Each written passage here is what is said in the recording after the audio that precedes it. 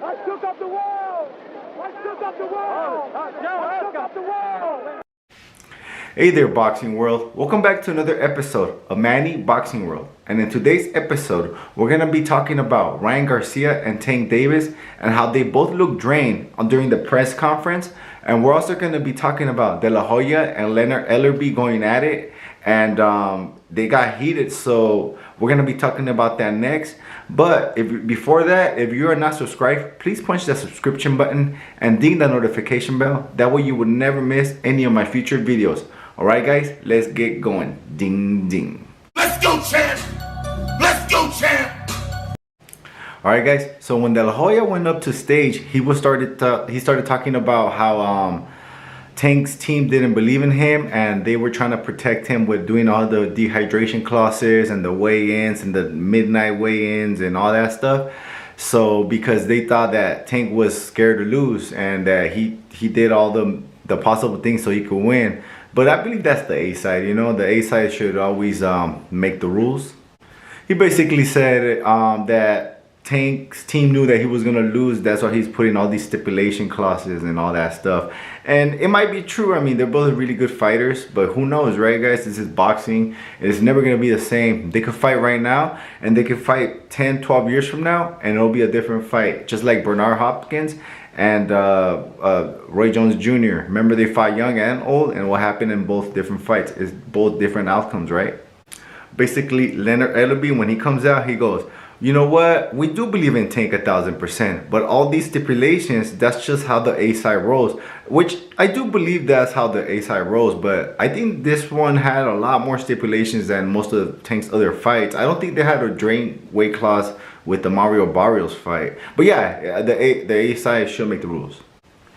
And I believe De La Hoya did get underneath Leonard Ellerbe's skin because Leonard Ellerbe did drop the F-bomb 3 times and then saying that Floyd Mayweather beat all their opponents and all that stuff. But that's the past. We're talking about this fight. You know, yeah, Floyd Mayweather is the greatest fighter of our time, for sure. Yeah, but he's retired. You know, let's talk about the new stuff. Leonard Ellerbe, come on.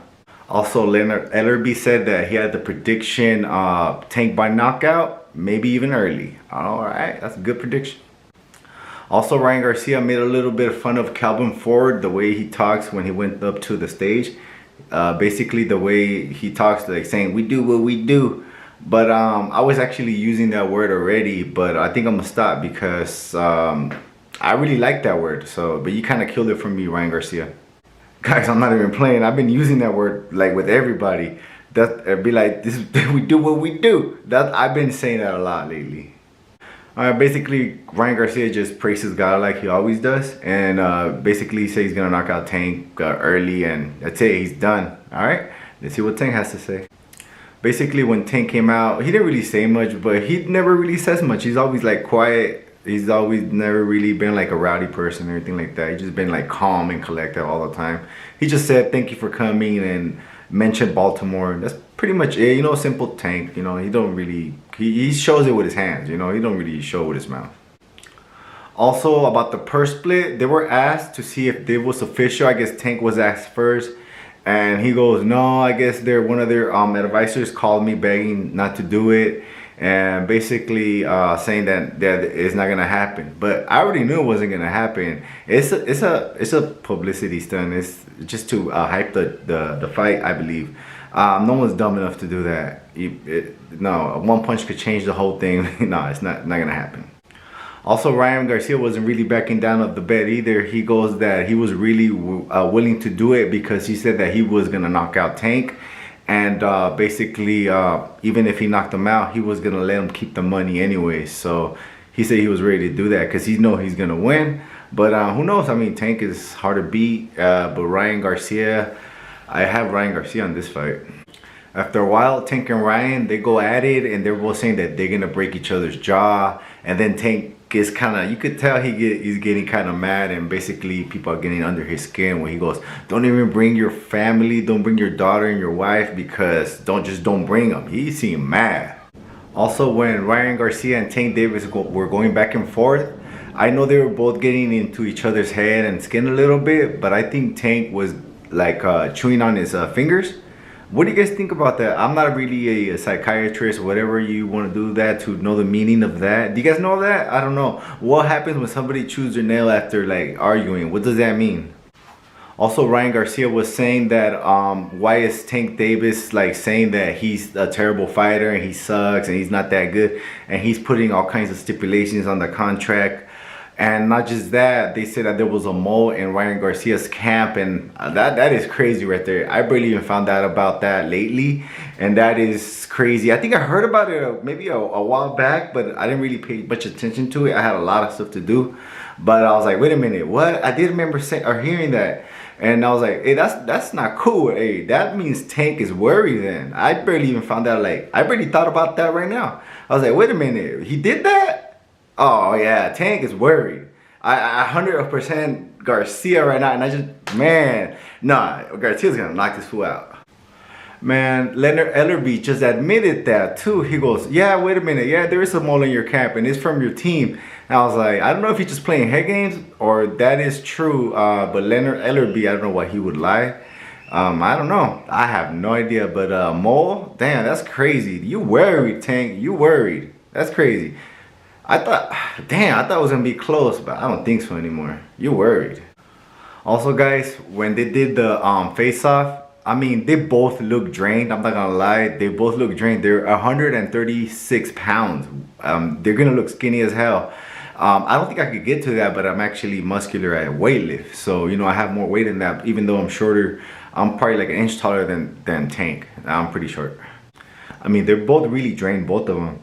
They look similar to me when I'm trying to cut to go out for a vacation somewhere like Miami, where I'm going to the beach and I can take my shirt off and you can see my six-pack and all that stuff. I look similar like that. But right now I'm fat compared to that. So, you know, your eyes get chiseled and all that stuff. It's fun being fit, I swear, you know. The only thing that sucks about being fit is that you look tired, and you are tired because you don't have energy. Fat equals energy. So, you know, when you see fat people in the gym running more than the skinny people, it's because all that fat is energy. They're not gonna get tired. So yeah, guys, I mean, they're gonna come a little bit chunkier on the way in because they're gonna be able to hydrate themselves. But also, Ryan Garcia goes, yeah, I have a small head, so it's a small target. Think about it. All right, guys, I do have respect for both fighters. They both took the fight. They're both young. And who do you guys have, Team Garcia or Team Davis? I used to go for Team Davis, but as soon as I started doing more research on their fights, and I started watching all their fights back to back, I went for Team Garcia because I believe he can win. And I think stylistically, Tank Davis is tailor-made for Ryan Garcia. And I would see this fight similar to Bivol versus Canelo. Canelo being Tank and Bivol being Ryan Garcia, but not exactly like that. I think Bivol is still a little bit better than Ryan Garcia, like you know, like skill wise. But I think it's gonna be similar to that. The style is just gonna be too much for Tank. And yeah, I'm not saying that Tank is a terrible boxer. Nah, he's pretty great fighter. But they both still have to prove themselves. That's the thing about these matchups. You still have to prove yourself, right? You're young. And then people are gonna say, oh, they took it too young. And then later on, they're gonna be like, oh no, they're seasoned, right? Or no, it was too late. Then people are doing it right now. And if they didn't do it right now, they're gonna be like, oh, you know, they were too young. Nah, they're at their prime. Yeah, they'll be more seasoned later, but then they'll be older. So what do you guys want? Okay, guys, also, if any one of you guys are going to Vegas, let me know and we could shoot a video together and go over there. Let me know and write us on the comments that you're gonna be there. We're gonna meet up. And all right, guys, see you guys on the next round. Ding ding.